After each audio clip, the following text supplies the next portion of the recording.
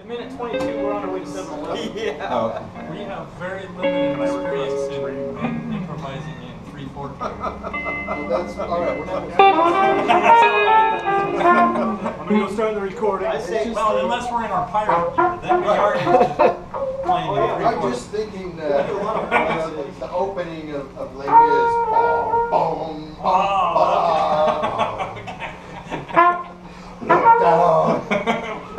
We don't have our French flag. I speak as a French with a bad accent. hey, Craig, C'est ça? just what do you want us so that we're out of the way of what's You guys are wireless. That's just as much a part of it as. Yeah. That means I can make Stay. this Yeah. What's the range of these? Now, We're that trying to get camera- a picture of the This, reader. yeah, this camera should try to stay on the reader. So you can pass it and stuff, but just, you know. Just notice that there's a little sight line. So you'll edit in Honestly, artistic. you guys should just take turns We being are fun. recording. That would be better. Like, So we're starting with what? G minor? Yeah, we'll kind of do this. Or We're starting in flat G minor. G minor. Everybody This goes. is a- You got a holster for that thing?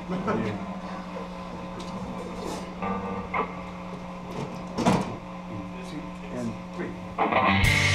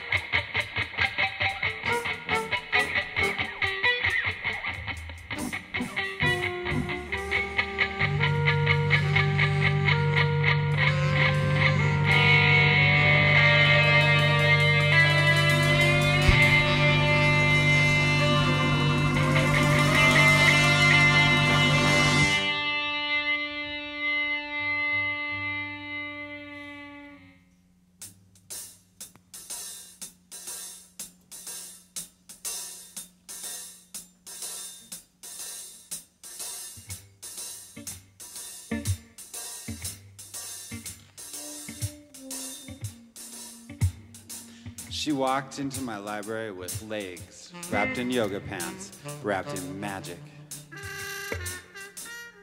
I looked up from Robert Frost feeling warm. She wasn't glamorous, but I detected a glamour beneath those large, black-rimmed glasses, pushing her red-tinted bangs to one side and magnifying her blue manga eyes. Jump up, my mind screamed. Take her by the hands and carry her into a dance. But I played it cool, trying to pretend I was still reading about roads and saws. She kept moving toward me, flowing like a goddess across the carpet. Until she paused in front of my desk, so I hit her with my winning line. Can I help you? She smiled, taking her time. If you can't, nobody can. I tipped my head and put in my bookmark. I'm in trouble. I don't know where to turn. She put one delicate hand over her lips, taking a deep breath. Is this a library-related problem? I glanced at the sign in front of me that said, information. She put her hands on the desk and bit her lip. I imagined how nice it must be to bite that lip.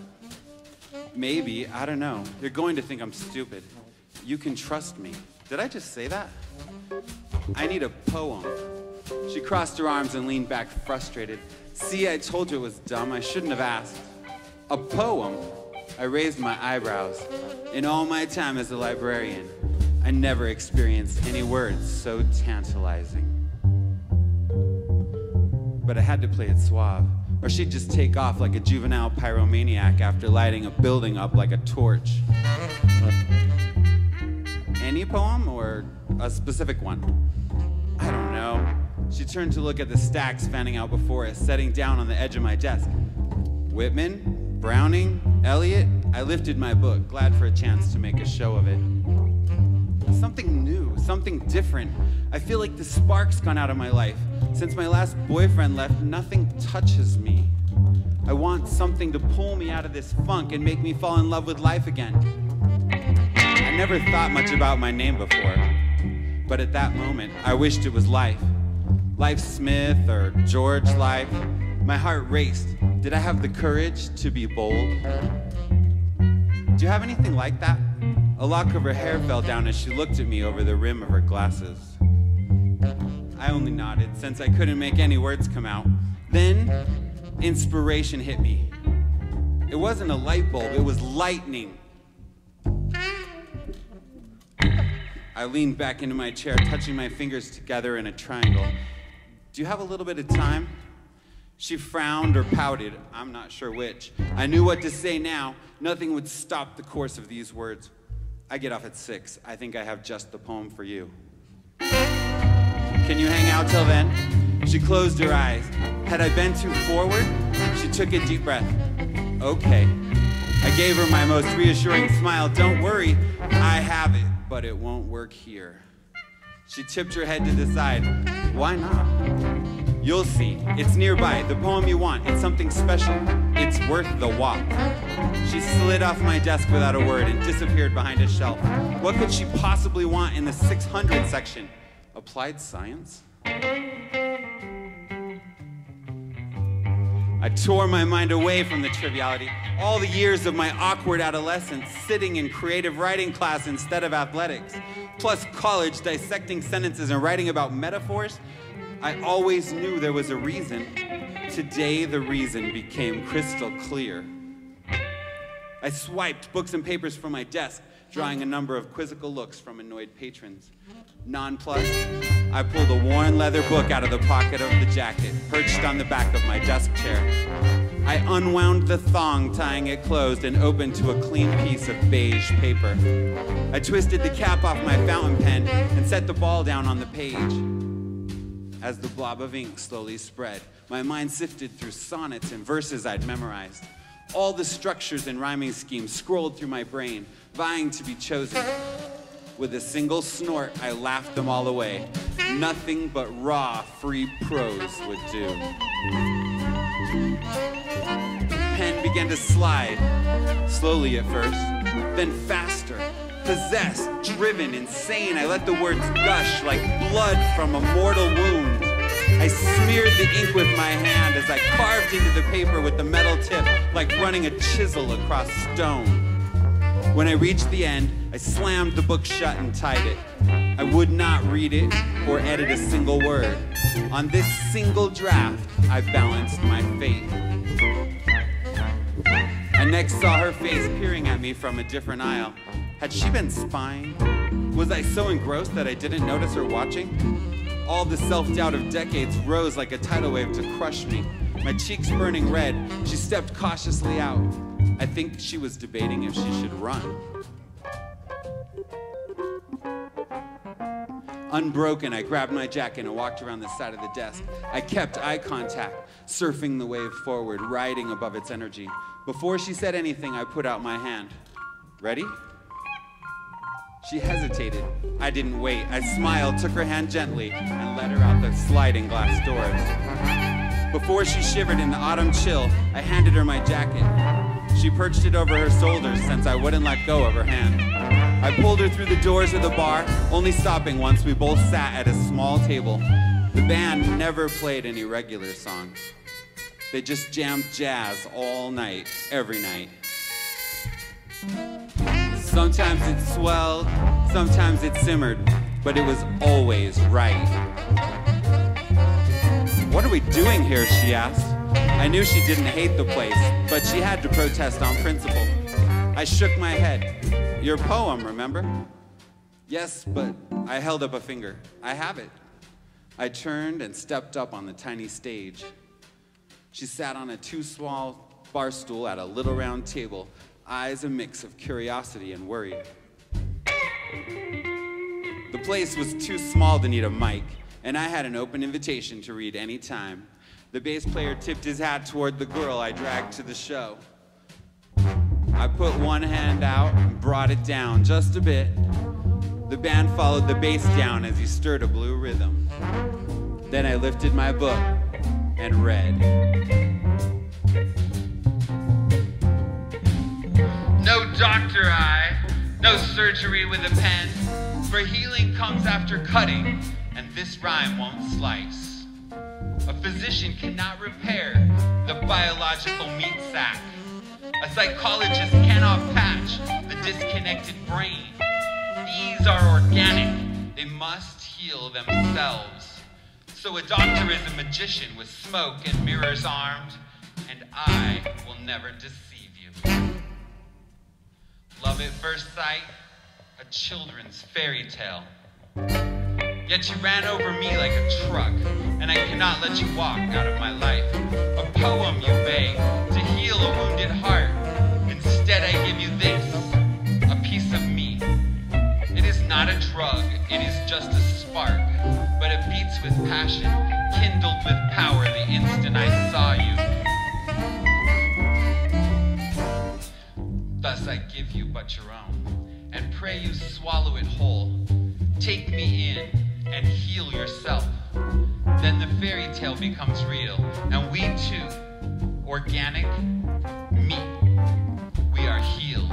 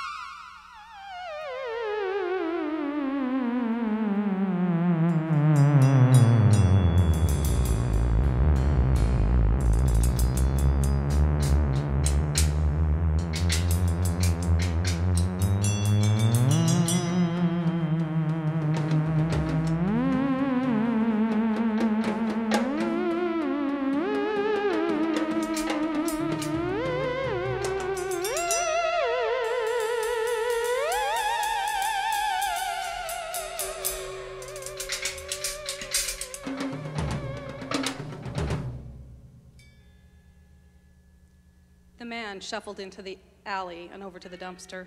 He was obviously homeless, what with his tattered clothing, filthy gym bag stuffed full of all of his remaining earthly possessions, and the smell. The odor of months, maybe years, worth of dirt, grime, and body odor. It bothered him at first, the odor, but he'd gotten used to it, didn't even notice it now.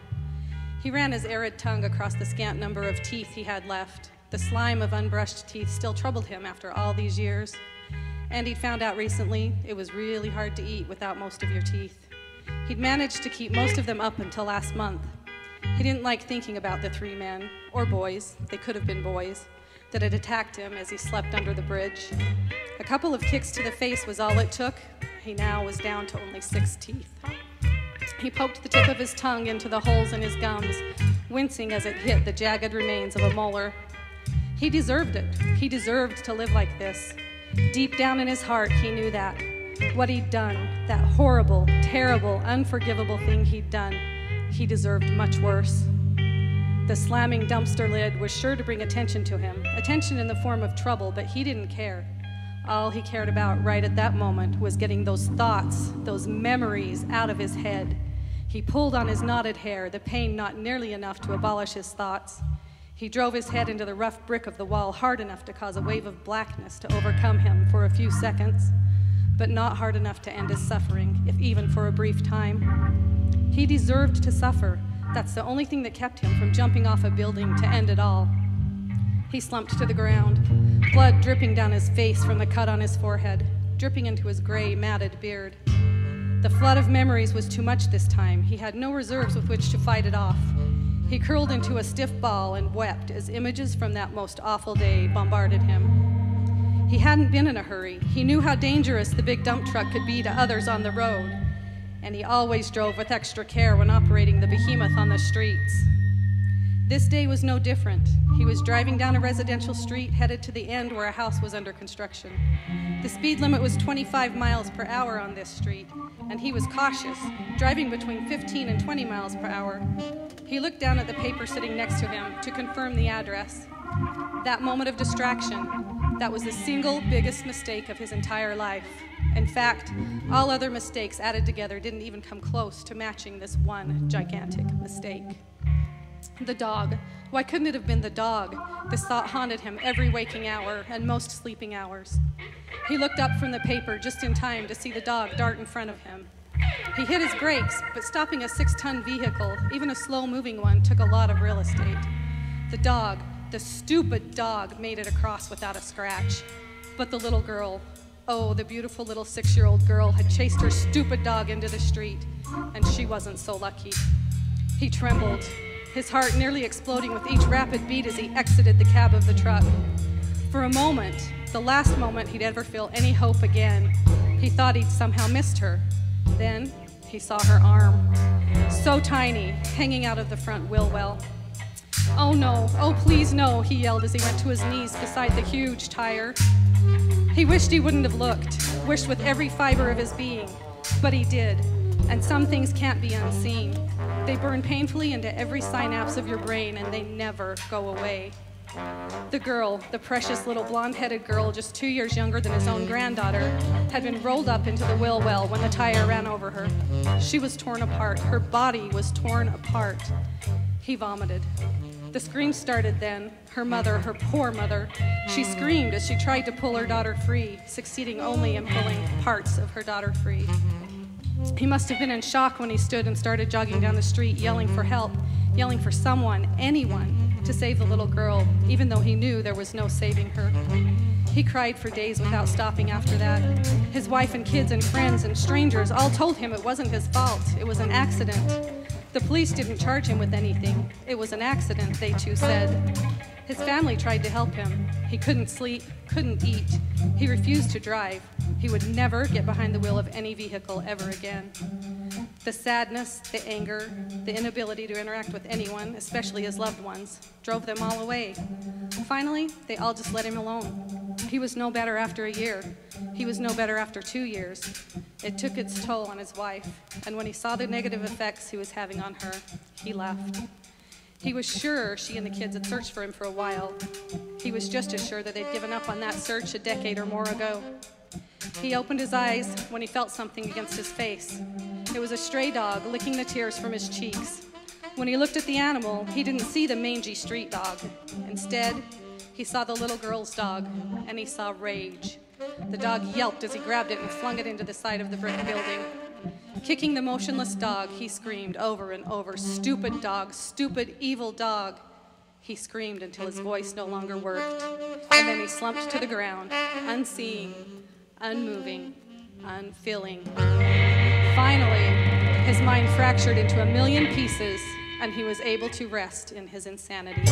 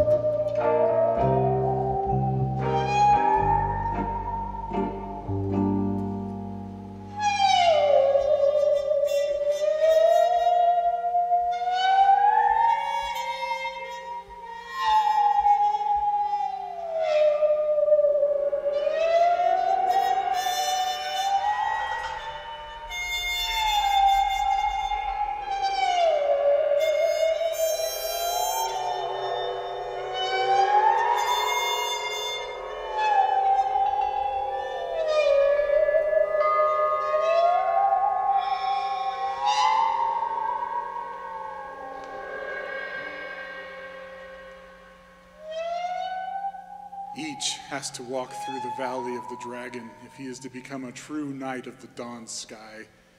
Each must face the suffocating fog of the dragon's breath.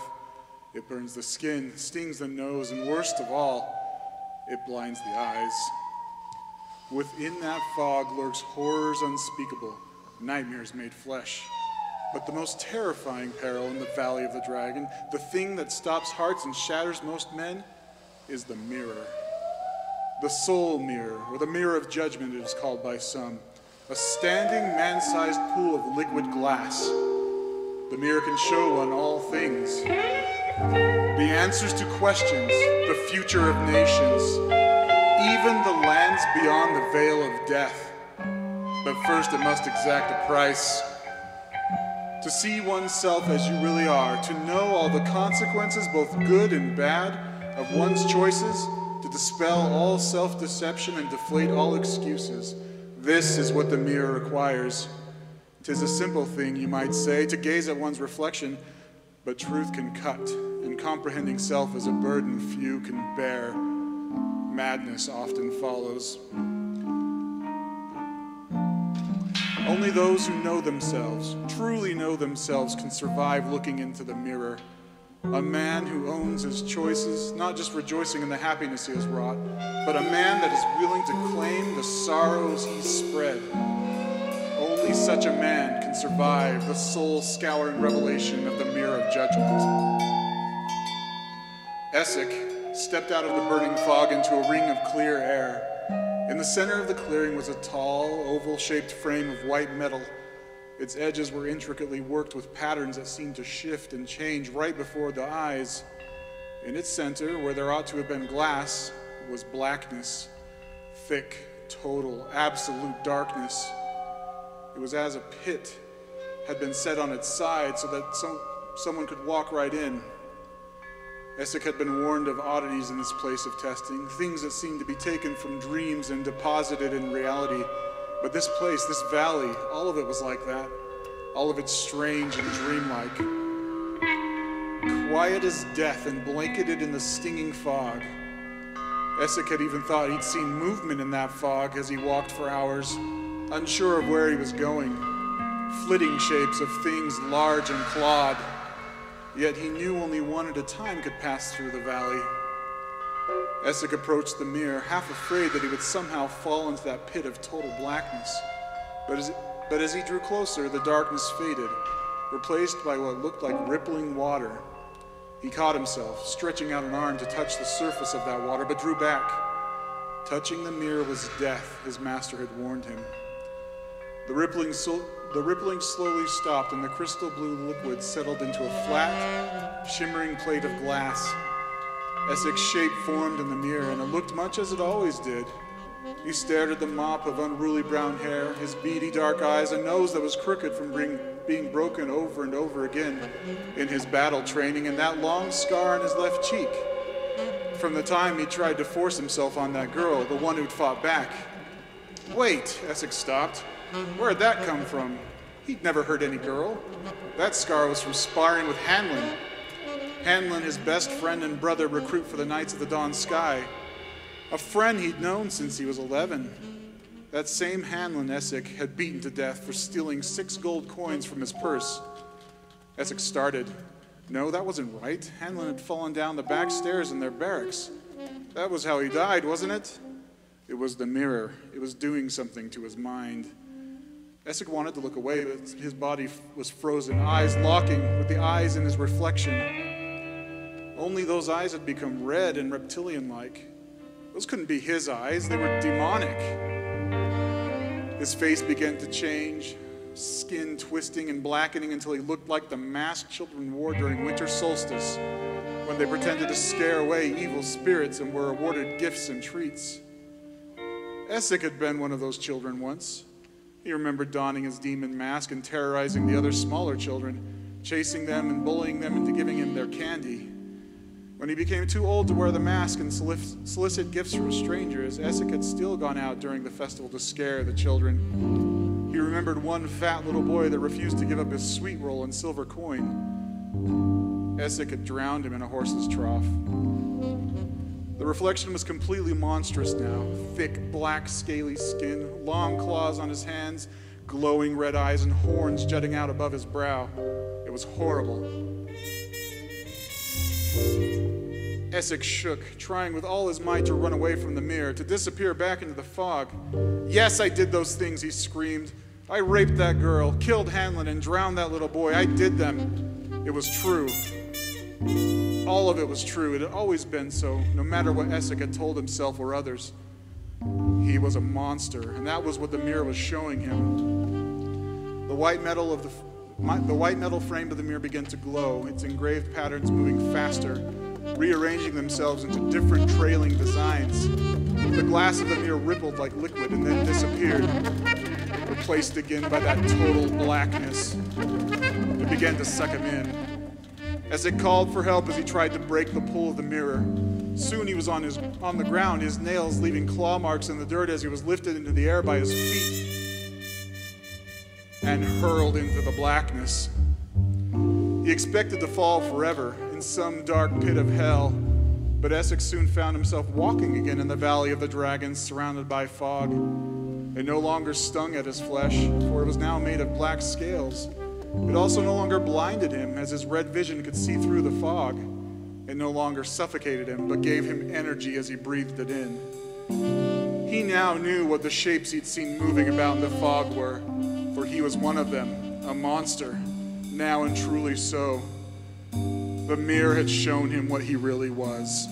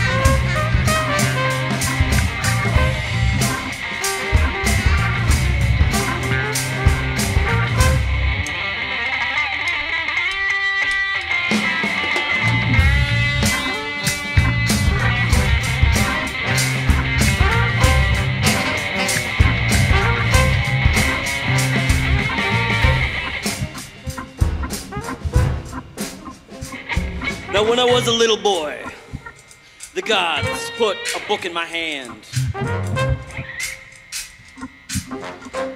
They said it was no toy. Someday I'd have to make a stand. But now I'm a man, and I've got a plan. Gonna read them all. Books from floor to ceiling. Gonna read them and weep.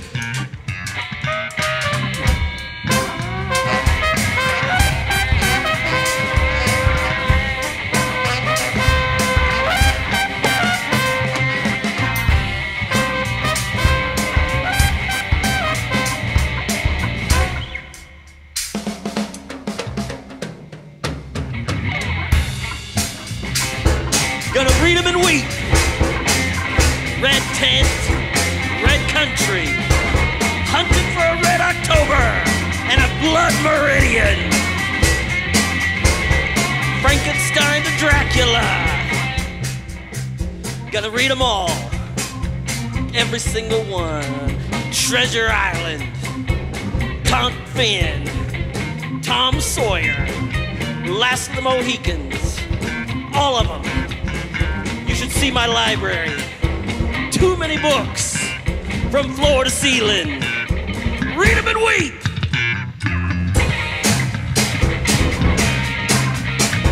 I got Valcoria too. How about Salvation? Beaver's Finger. That's the city of saints. I need a 5.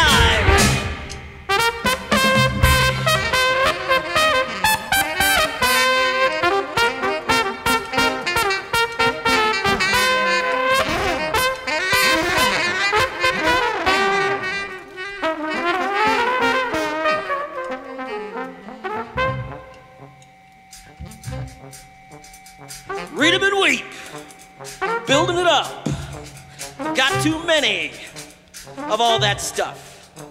I'm tripping through the tulips and the crocodile's teeth. Read them and weep.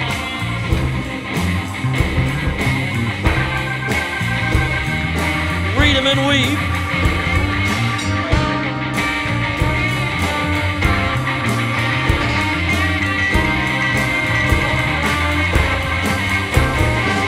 From hell and a sarcastic smell. Do you remember? Got a falcon made of dreams under my shoulder and a toe-eyed cultist on my trail prunes. Lime green.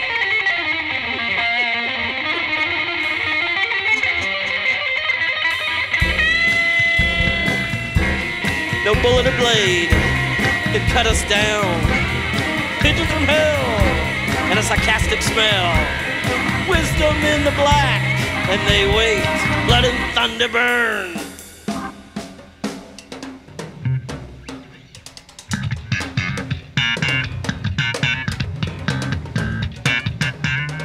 Books from floor to ceiling, from ceiling to floor. I've got some more.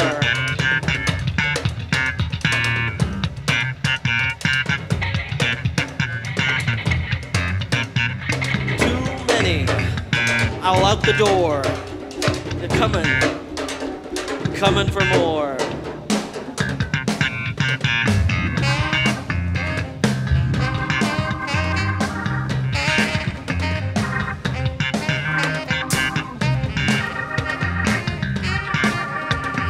Read them and weep.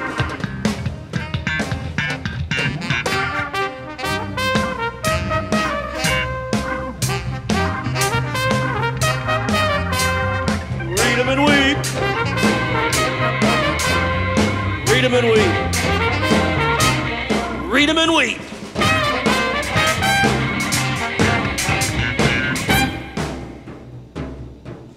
Read them and weep.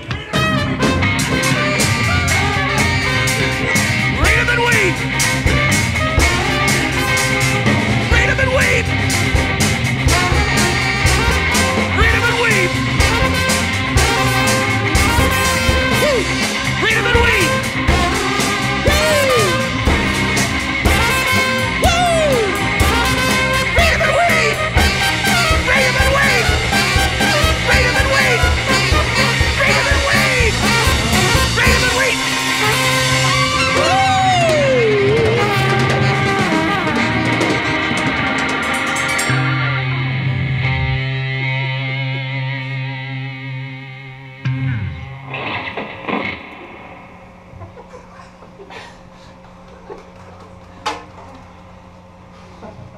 that everybody?